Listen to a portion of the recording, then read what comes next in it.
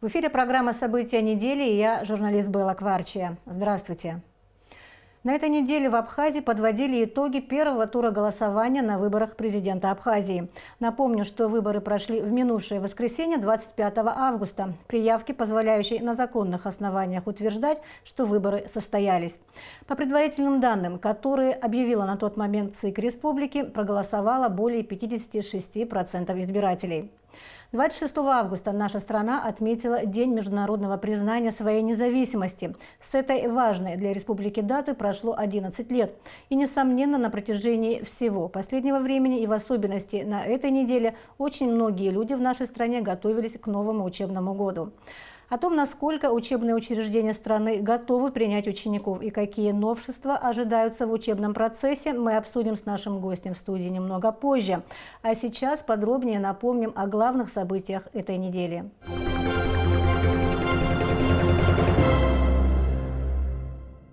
Утром 26 августа в Международном пресс-центре ЦИК подвели предварительные итоги выборов президента Республики Абхазия, которые прошли 25 августа. Согласно результатам голосования, ЦИК определил, что в стране пройдут повторные выборы главы государства, так как ни один из кандидатов не набрал 50% плюс 1 голос от общего количества проголосовавших.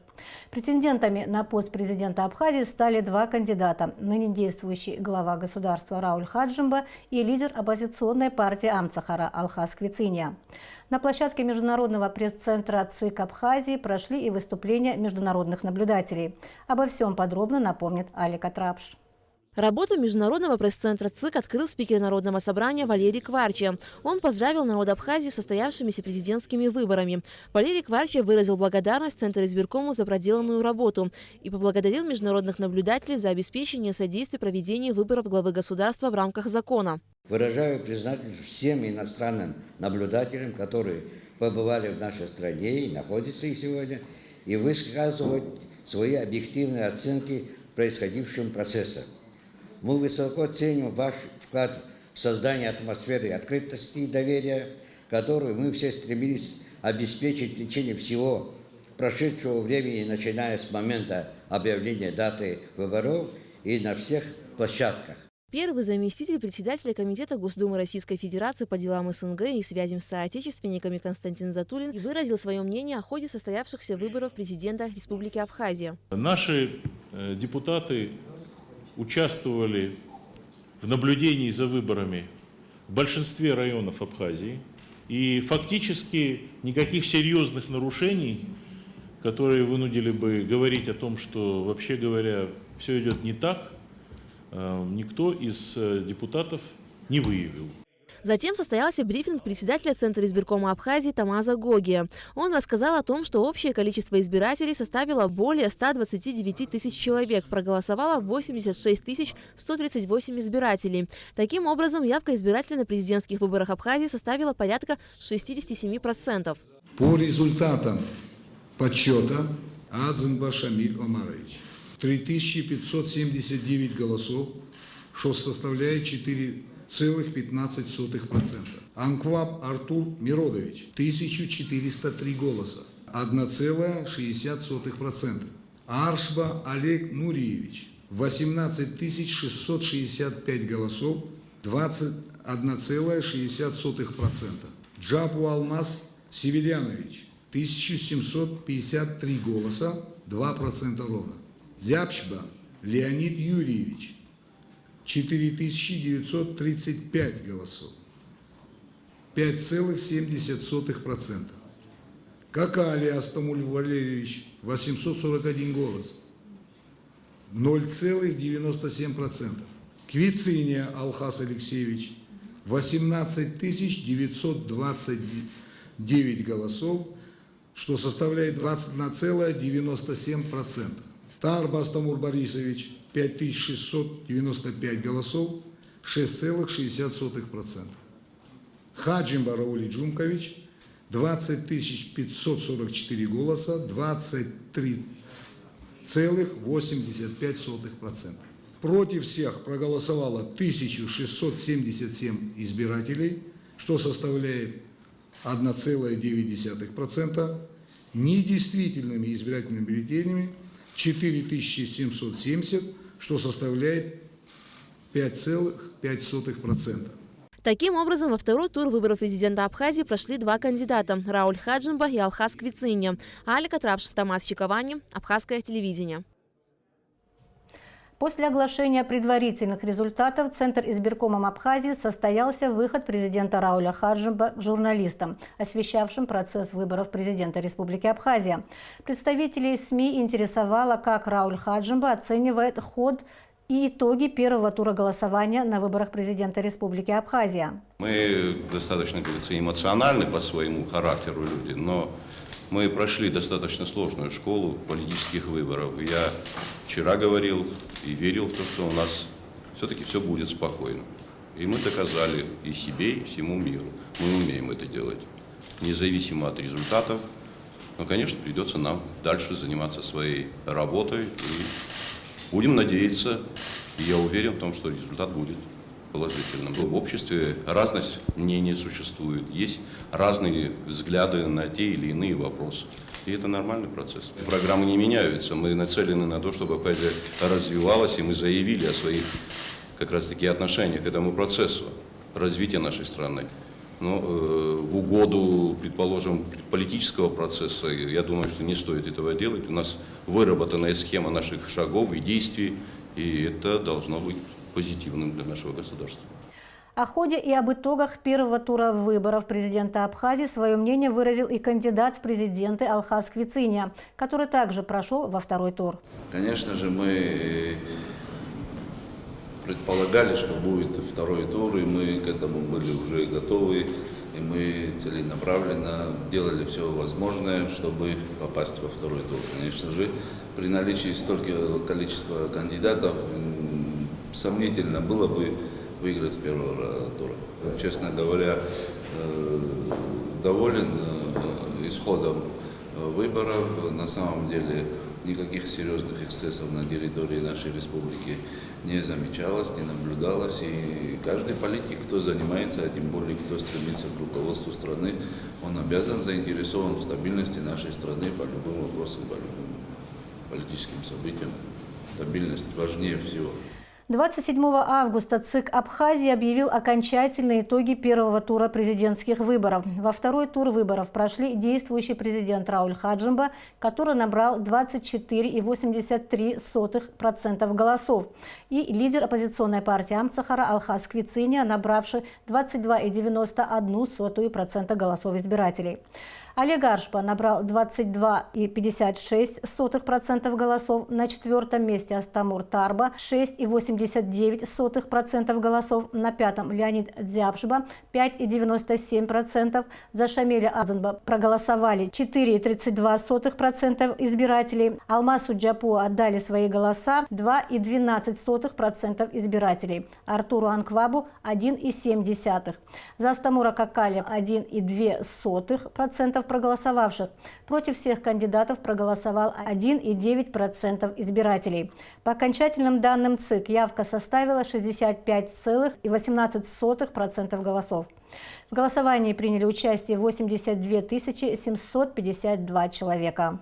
Как определил ЦИК Абхазии, второй тур выборов президента Республики Абхазия состоится уже 8 сентября. На пост главы государства претендуют два кандидата – Рауль Хаджимба и Алхаз Квициня. Кандидаты в президенты Республики Абхазия уже приглашены на дебаты в прямом эфире на нашем телеканале. Подробнее расскажет шеф-редактор службы общественно-политического вещания Георгий Берзиния. Первый тур выборов президента Республики Абхазия прошел и завершились предвыборные проекты АГТРК. В течение 21 дня мы практически ежедневно вещали в прямом эфире и провели за это время 31 эфир. Сейчас вся страна в ожидании второго тура, в который прошли два кандидата – Рауль Хаджимба и Алхаз Квициня. Буквально со второго дня после выборов к нам поступают вопросы о том, будут ли дебаты. Руководство АГТРК, отвечая на запросы телезрителей, решило организовать дебаты, и сегодня мы уже разослали наше приглашение в штабы обоих кандидатов. Хотим отметить, что дебаты могут состояться только при условии участия обоих кандидатов. Точная дата пока обсуждается, и в ближайшие дни мы сообщим о ней.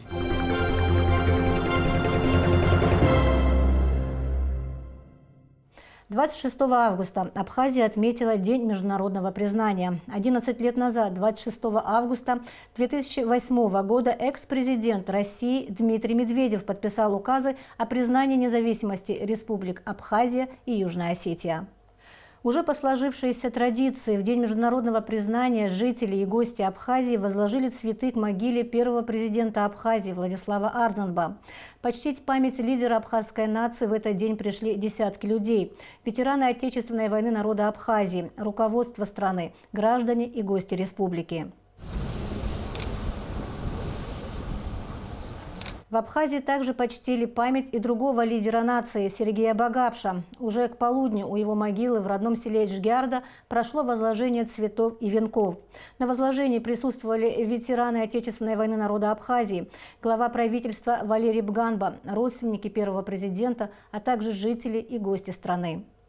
Пройдя вместе с народом республики через самые сложные испытания, Сергей Васильевич сыграл выдающуюся роль в признании нашей страны международным сообществом.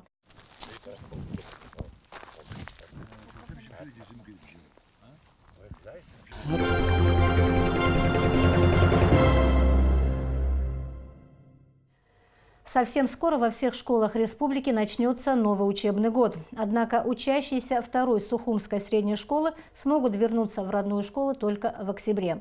После случившегося здесь пожара идет полная реконструкция здания. И, как обещают строители, 2 учебных корпуса школы будут сданы в эксплуатации только через месяц. Чтобы ознакомиться с ходом строительных работ, в четверг, 29 августа, школу посетила комиссия по ликвидации последствий пожара во главе с советником премьер-министра Абхазии Астамура Джекирба. Кровля школы и ее конструкции полностью демонтированы, монолитные перекрытия забетонированы, крыша здания уложена металлочерепицей. В 2 учебных корпусах уже завершены внутренние отделочные работы на потолках и стенах. Осталось уложить полы. Коридоры планируют выложить керамической плиткой. Практически во всех классах старые двери будут заменены на новые. Что касается административного корпуса здания школы, то здесь проведение внутренних отделочных работ отложено на некоторое время. Как сообщила директор школы Ирина Паверскер, несмотря на ремонтные работы, торжественную линейку в честь нового учебного года они проведут во дворе школы. Председатель комиссии по ликвидации последствий пожара Астамур Джекирба в целом дал хорошую оценку ходу ремонтно-восстановительных работ в школе. Работа комиссии будет завершена ровно тогда, когда будет объект введен в эксплуатацию. То есть хотелось, и, наверное, задача будет такая и у комиссии, да, не доводить, чтобы мы в конце строителям говорили о том, что надо что-то переделать. Мы регулярно, практически еженедельно мониторим. И если что-то не устраивает членов комиссии, то надо отдать должное строителям, они оперативно реагируют. О том, как готовятся к 1 сентября в школах Абхазии, какие заботы в связи с новым учебным годом ложатся на родителей и как в этом помогает образовательное ведомство, а также насколько созрела необходимость в законе об образовании. Эти и другие вопросы мы обсудим с нашим гостем в студии, заместителем министра образования и науки Абхазии Дмитрием Гварамия. Здравствуйте, Дмитрий Вианорович. Здравствуйте. Совсем немного времени осталось до нового учебного года. В этой связи хотелось бы поговорить о том, насколько школы готовы к новому учебному году. И будем говорить не только о второй школе, которой уделяется очень много внимания после того, как, к сожалению, случилось несчастье и кровля здания сгорела. Могли бы вы сказать, где именно еще будет проходить ремонт или прошел ремонт к новому учебному году? По всей республике, на самом деле, очень большое количество учреждений, в которых проходили восстановительные работы. Буквально недавно мы были с министром инспекции в Кварчальском районе, с Абхазским телевидением вместе практически все школы объездили.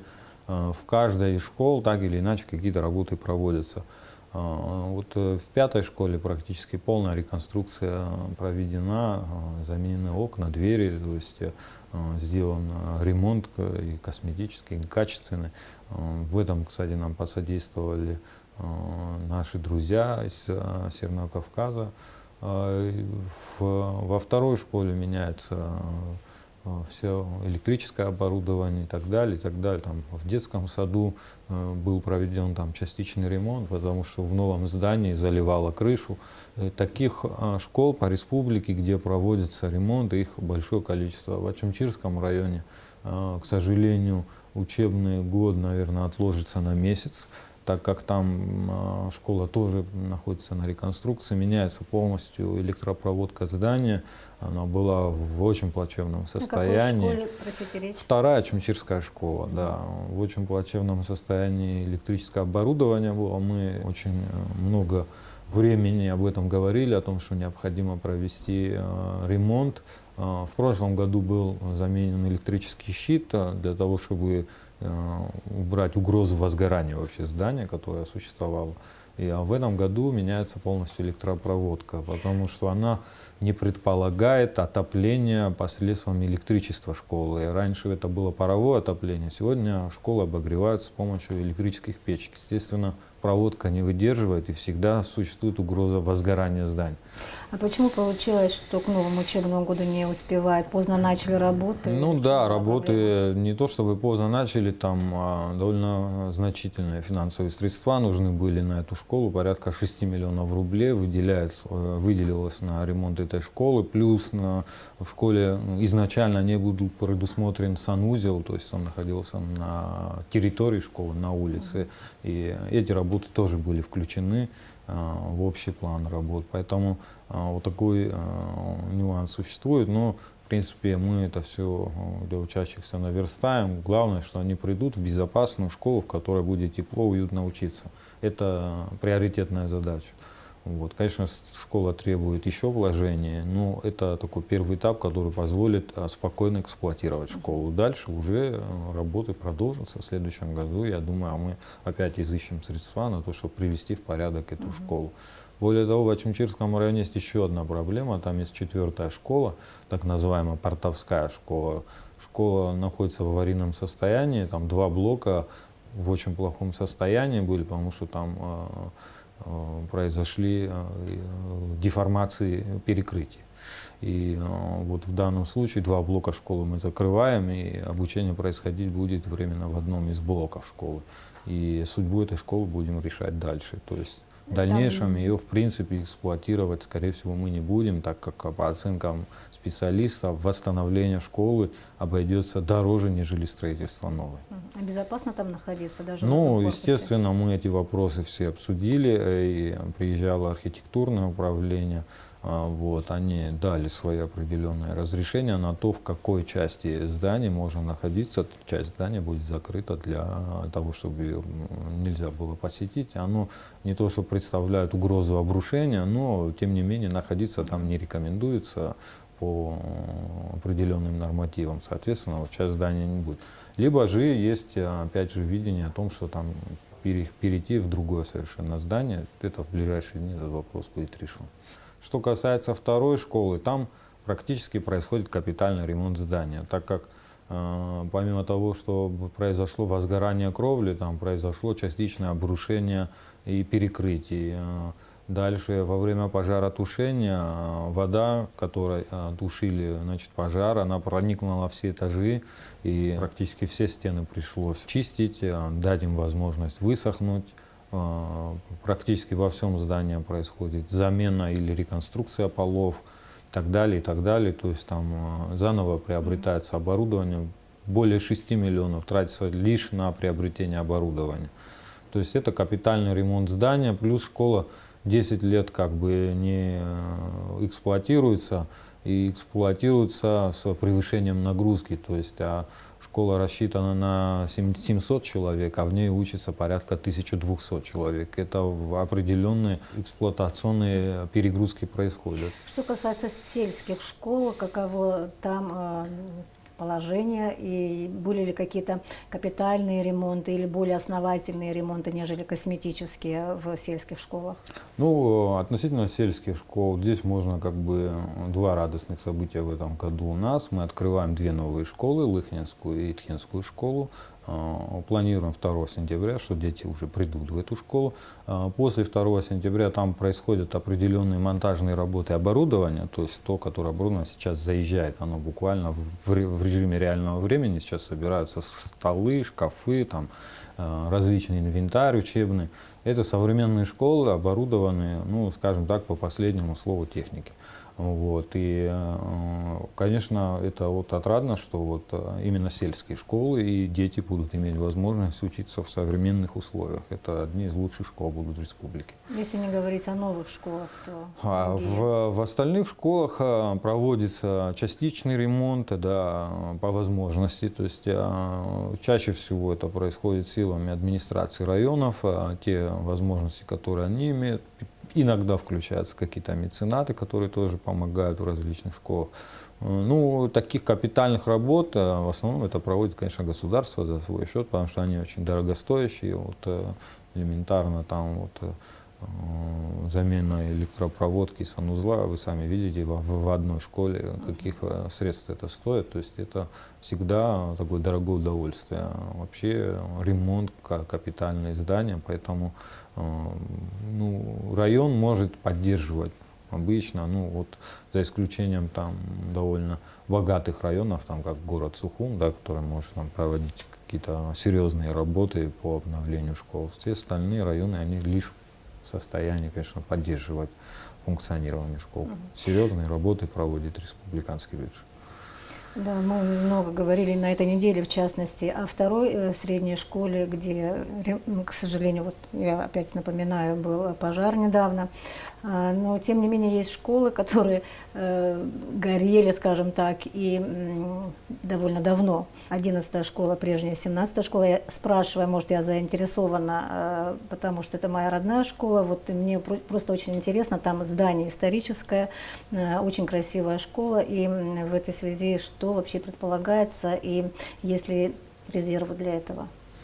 Ну, вообще в городе Сухум большая потребность в школах, вам это известно. У нас здесь во многих школах уже есть вторая смена, во многих уже намечается, так скажем, вторая смена. Мы стараемся максимально от этого уйти, но есть определенная перегрузка именно в городе Сухум.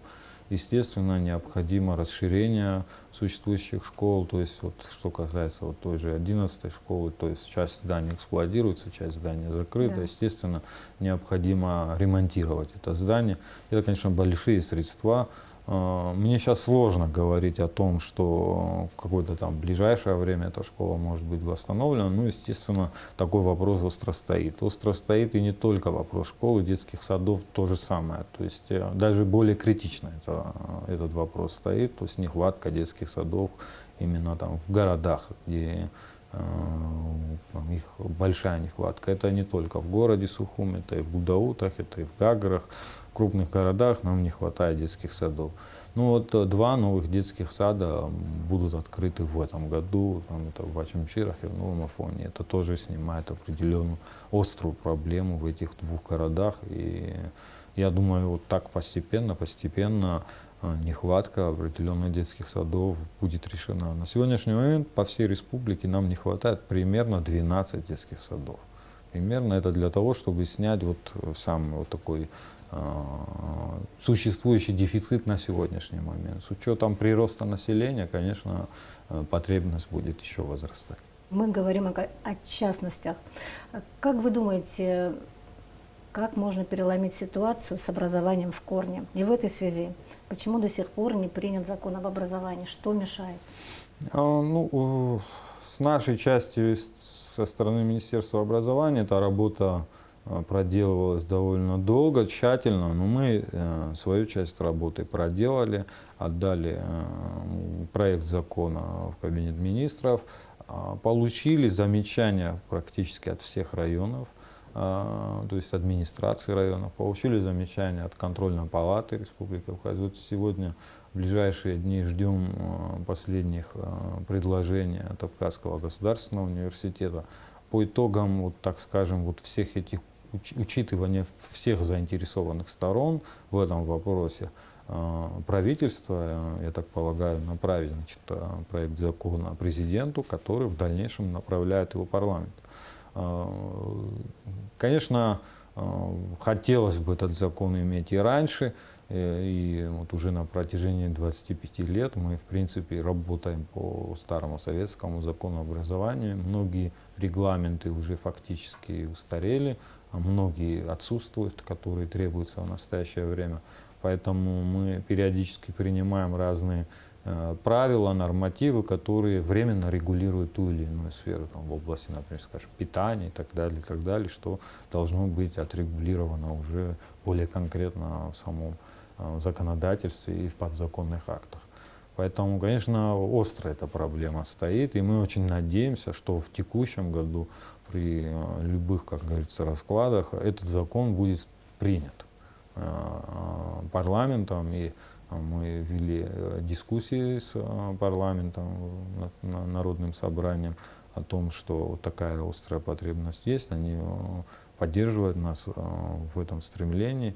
И как только им попадет проект закона, я очень рассчитываю, что они оперативно сработают, и с учетом всех мнений и сторон закон будет принят. И это позволит на качественно другой уровень переходить в этой работе. Закон позволит стратегически планировать вопросы развития образования, и массу проблем, конечно, он тоже снимет.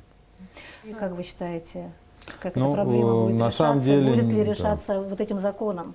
Если говорить в целом, 1,2 миллиарда рублей тратится государством в целом по республике на финансирование образования. И это не маленькие средства. Другой вопрос, что образование — это довольно затратная вещь для государства. Тем более тогда, когда оно практически полностью оплачивается государством. То есть в мировой практике очень немного стран, которые именно образование полностью государство берет на себя.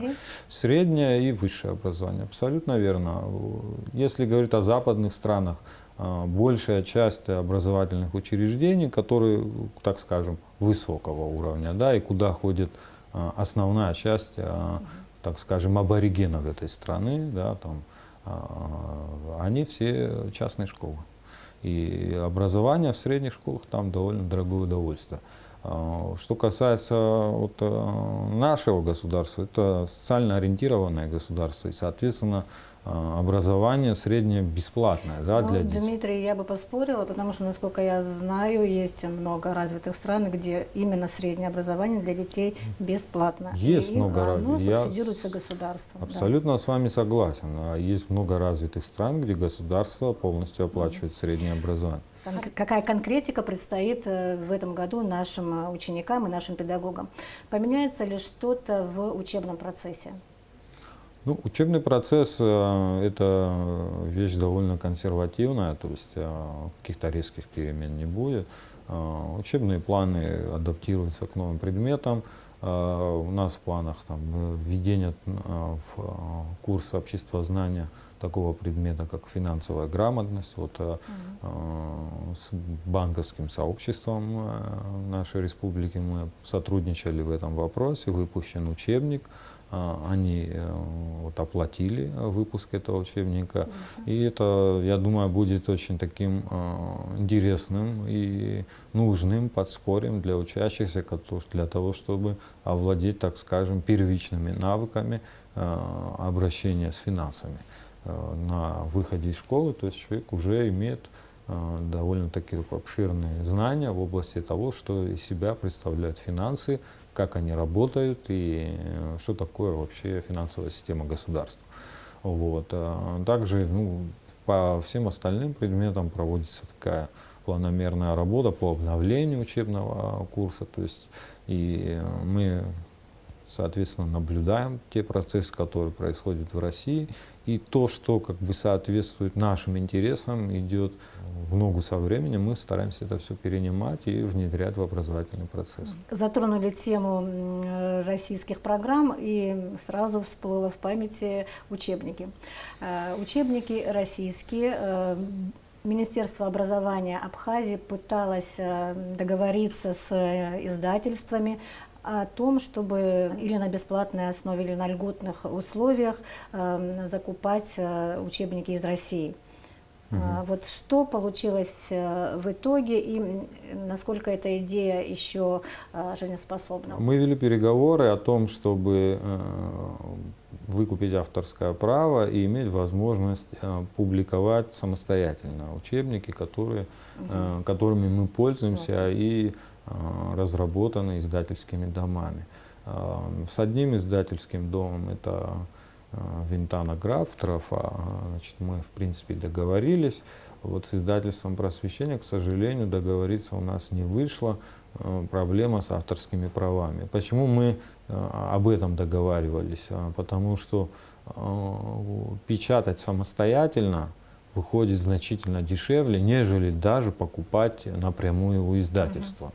То есть там где-то на 30-40% учебник у нас получался дешевле, нежели даже непосредственно покупать у Просвещения или у Дрофы. Соответственно, к сожалению, так как процентов 60 или 70 даже учебников издаются Просвещением, которые используются в нашей республике, поэтому мы не смогли пока договориться, и проблема там такая довольно сложная, потому что с каждым практически автором этого учебника необходимо авторское соглашение, потому что это иностранное государство и так далее, определенные нюансы есть.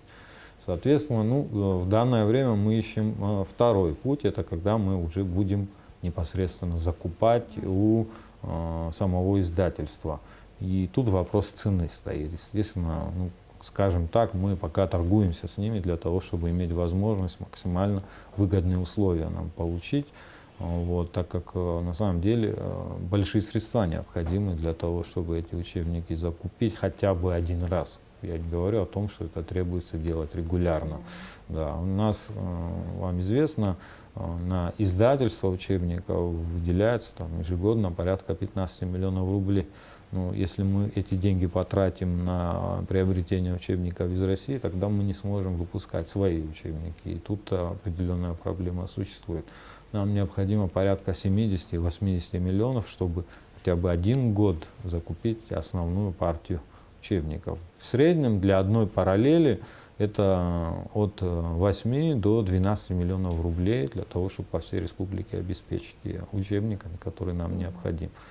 На самом деле это было бы очень большим подспорьем для родителей, потому что это очень большая статья расходов ежегодных, скажем так, приобретения учебников. Все верно, все верно. Что касается абхазских учебников, есть ли новые учебники, которые в этом году будут переизданы или совершенно новые издаваться? Вот, могли бы об этом рассказать?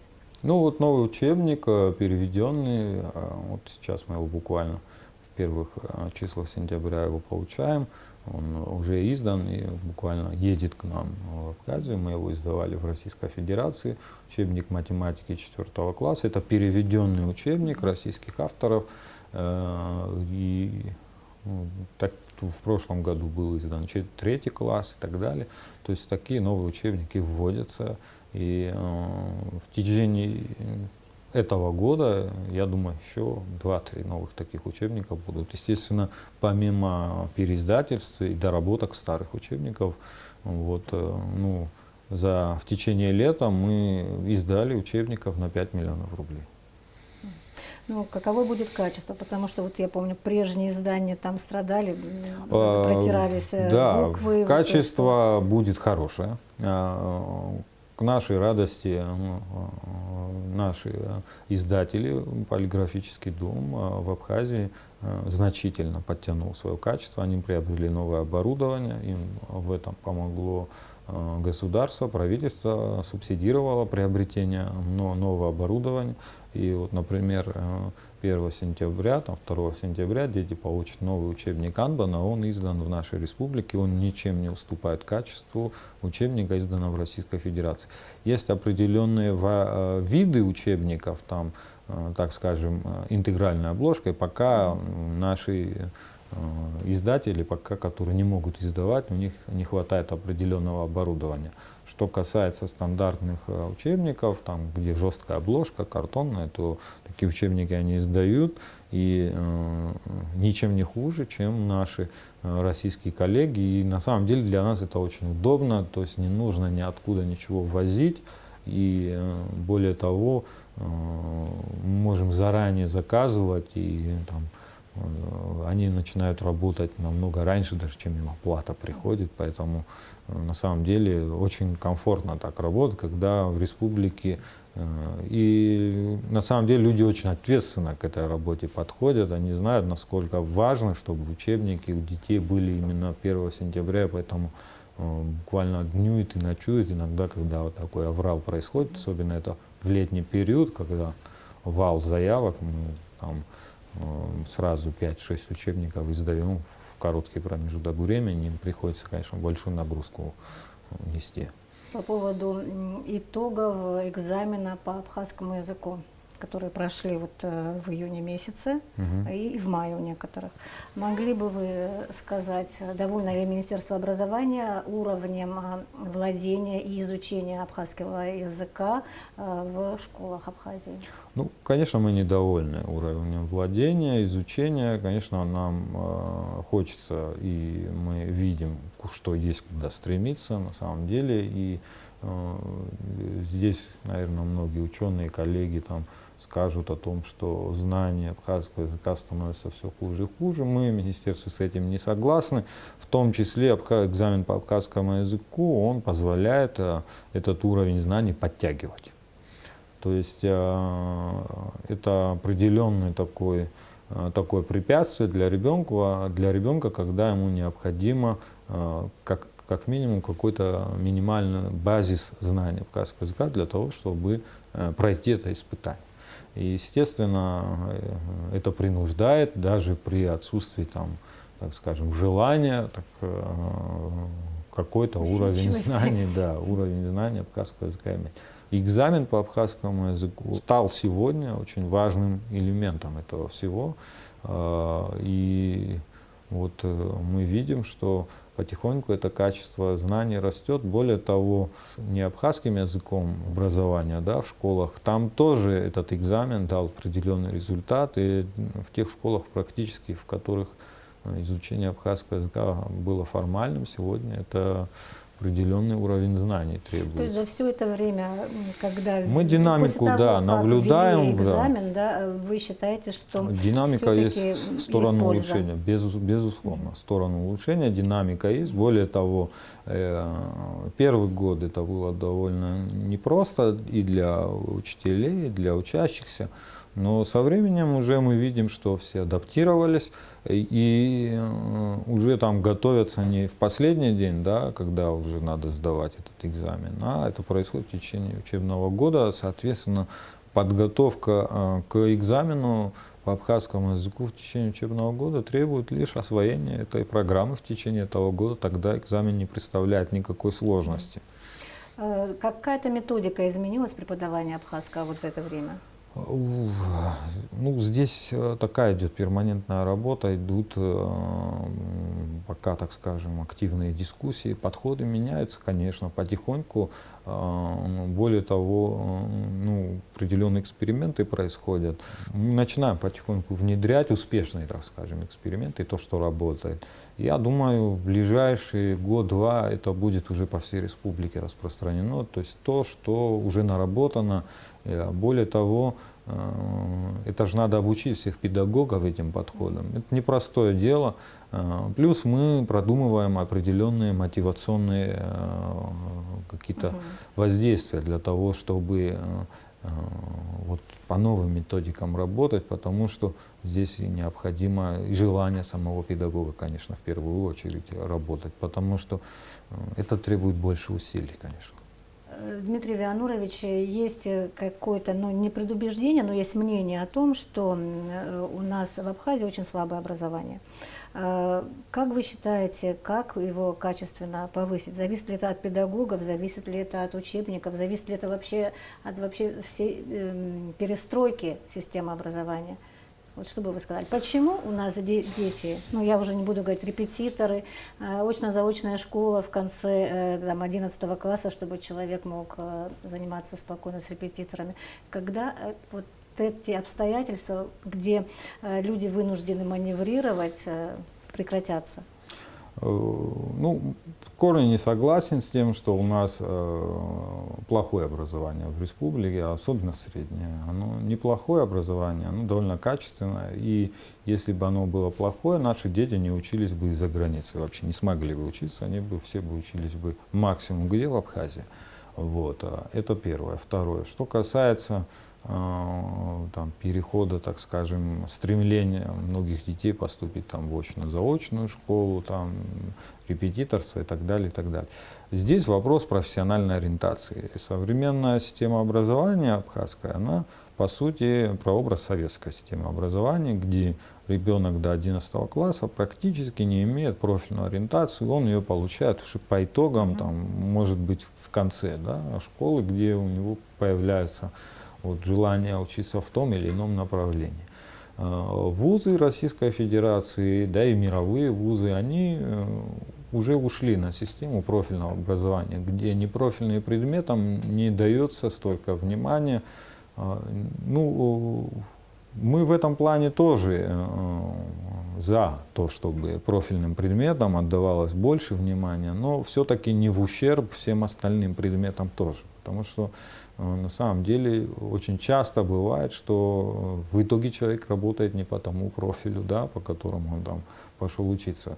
Тем не менее, что когда речь идет о репетиторстве, да, то есть ребенок занимается по той же методике, с тем же педагогом школьным, да, и просто он подтягивает то упущенное время. Не всегда со школьным. Не всегда со школьным, тем не менее, это всегда один и тот же, в принципе, подход, просто индивидуальный. Что касается именно изменения системы, то, в принципе, вот современные школы, которые мы открываем, мы переходим стараемся перейти на кабинетную систему обучения. То есть, когда ребенок в классе имеет весь набор, так скажем, необходимого материала для получения знаний. Это позволяет уже профильное образование делать качественным. От того, что класс назвали профильным, он им не становится. Для этого нужен педагог, нужен инвентарь, нужно желание самого учащегося. Когда все эти три фактора совпадают, тогда это становится эффективным. И мы за внедрение такой системы. И есть абсолютно нормальные практики, когда там, математическим классом больше часов математики там, и литературы меньше, и это дает свои результаты. Более того, это не требует со стороны родителей очень серьезных затрат на репетиторство и так далее, и так далее. И вот эти практики есть и в городе, и во многих районах это используется. Я думаю, это даст свои результаты. Ну, хочу заметить, что вот у нас многие дети поступают в вузы, да, мы, министерство, в этом активно работаем. И те, которые у нас поступают, особенно на инженерные специальности, никаких репетиторов для этого не требуется. Для них, да. Вот. Там, где достаточно высокая конкуренция, да, куда у нас многие дети стремятся, это в область медицины, там, в область юриспруденции, в область экономики, там высокая всегда там, конкуренция среди абитуриентов. Там действительно необходимо более лучше знать, там, нежели твой, так скажем, конкурент. В инженерии таких проблем нету, например. Поэтому, потребности в этих специалистах выше. Дмитрий Леонидович, мы очень много аспектов затронули, и много можем еще затронуть, например, оснащение школ, да, те же кабинеты химии, физики, различный наглядный материал, перегруженность школ, все это никто не отменял. Но, тем не менее, вот в прошлом году была введена школьная форма. Вот такой вот момент.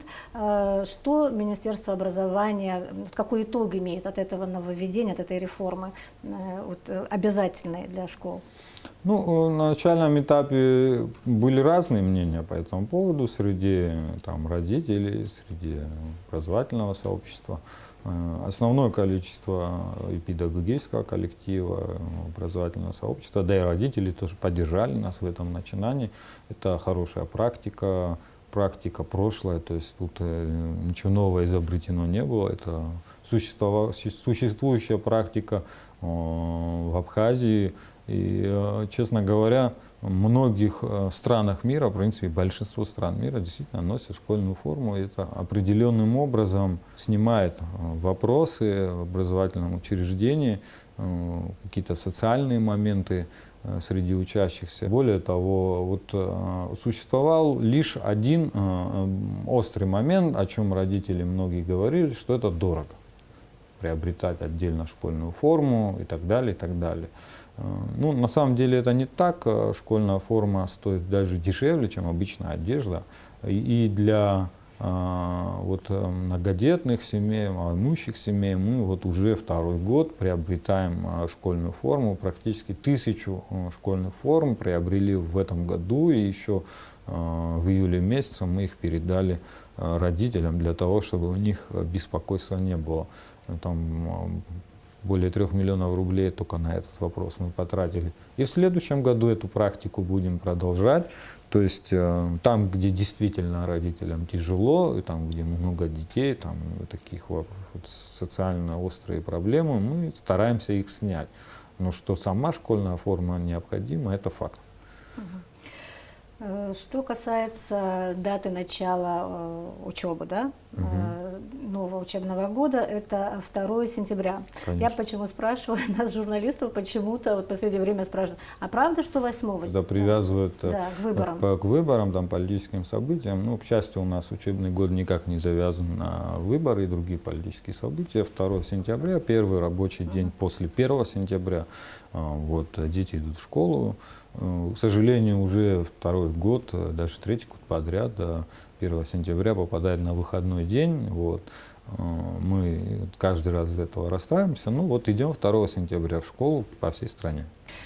Спасибо большое за интервью, Дмитрий Леонорович. Благодарю вас. Всего доброго. Спасибо.